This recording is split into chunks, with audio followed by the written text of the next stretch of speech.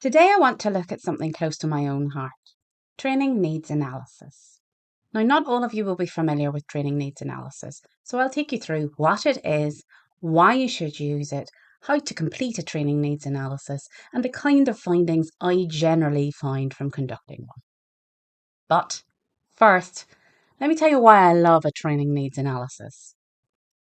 Throughout my career as a technical trainer, managers and leaders would often come to me and say, "My team needs training." Excitedly, I would ask, "Oh, what kind of training do you want?"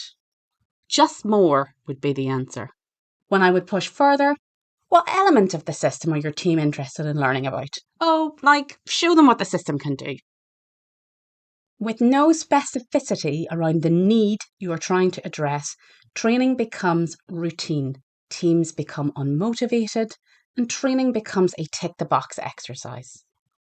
What management think they are offering and what the team perceive to be on the table can then differ.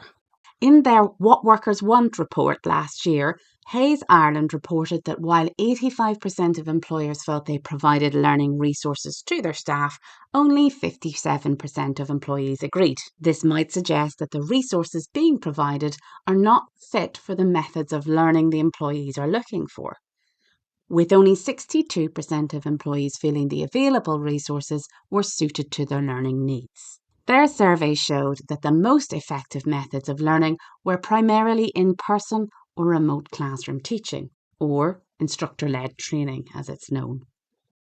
As a trainer, this is really interesting, seeing as there's a huge trend for asynchronous micro-learning, that's self-directed learning in small bite-sized chunks to the rest of us. Asynchronous learning does appear on the list in addition to on-the-job training, but it does suggest that there is an appetite for formalised learning that is scheduled into a working day. A training needs analysis can start to bridge the gap in perception by better understanding the training needs and the learning needs of your team.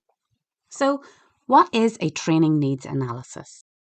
A training needs analysis is a systematic investigation to identify what training activities need to take place to enhance staff's ability and productivity, taking into account the business needs versus the requirements at team or individual level, uncovering target groups and revealing the content needs. The main drivers for conducting analysis: identify the current levels of knowledge and what the delegates need to know. This helps to map content into sessions with appropriate audiences, and with audiences established and working patterns investigated, a trainer can determine how to deliver the sessions. When, where, if any pre or post work is required, and what resources will be needed to support the learning. Each element of training should now be able to aim for particular learning objectives. We can understand how to assess the usefulness of the training from this, and it helps us to avoid training for the sake of training. All of this feeds into the most important reason for completing learning needs assessment: buy-in. Reaching out to teams helps gather the requirements for a session, but more than this, it transforms the training plan into a conversation rather than a command. Buying in your attendees builds a sense of autonomy in the training experience. Delegates are more motivated to attend and engage in the session as they have helped to create it. This autonomy and requirements gathering makes a huge difference in the process of digital transformation.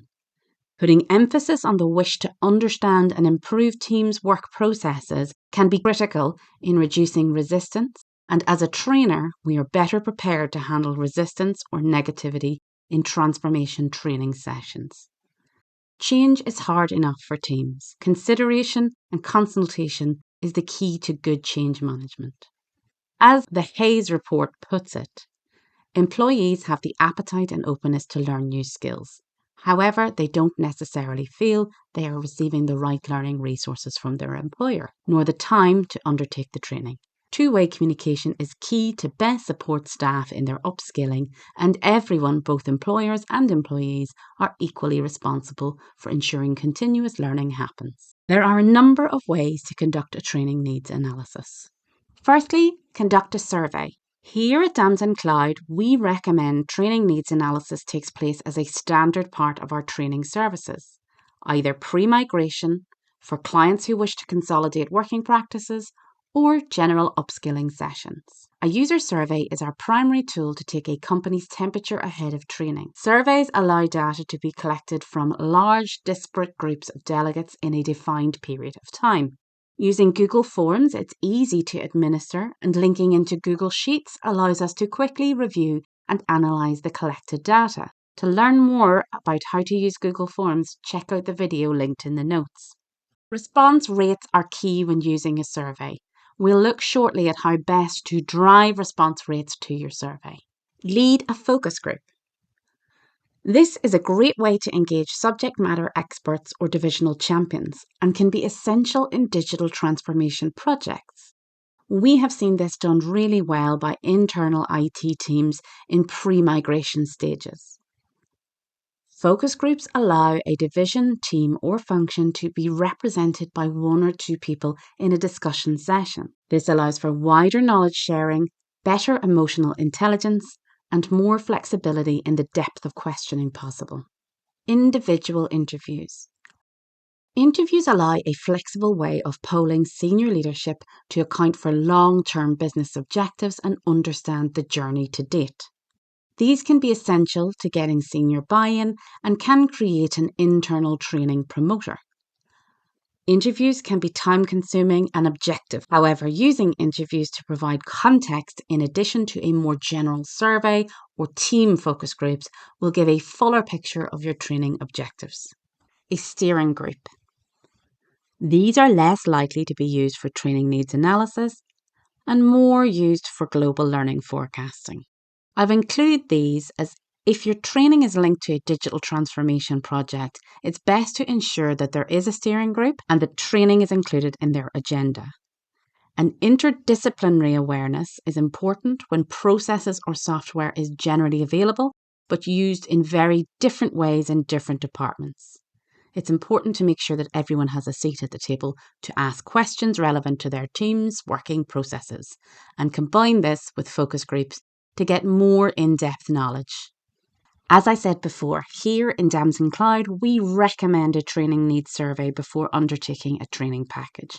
However, response rates are critical to the success of these surveys.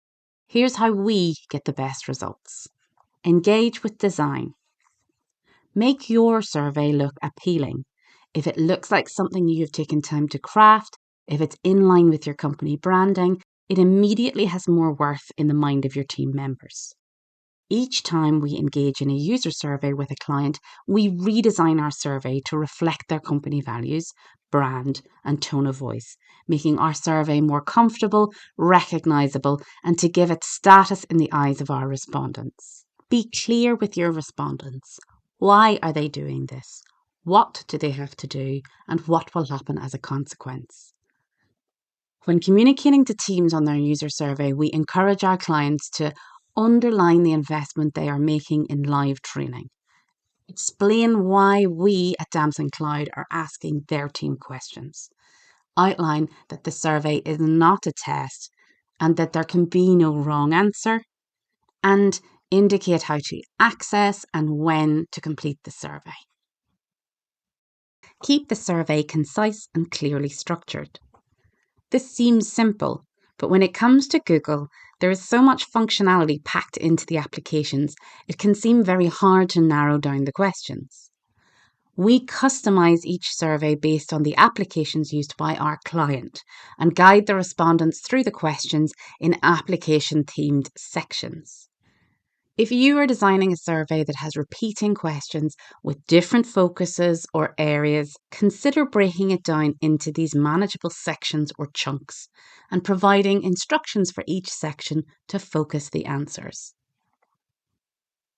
Consider your questions and their answers. How do you want your answers to be supplied? If your survey is qualitative, you might want to offer free text boxes. If you want to narrow down work processes, you might want a selection of checkboxes with options that are tickable. Perhaps you want to gauge a reaction. Use a sliding scale. Using a mixture of question types stops your survey from becoming repetitive and dull. Always interrogate your questions to make sure that you're not leading the answer.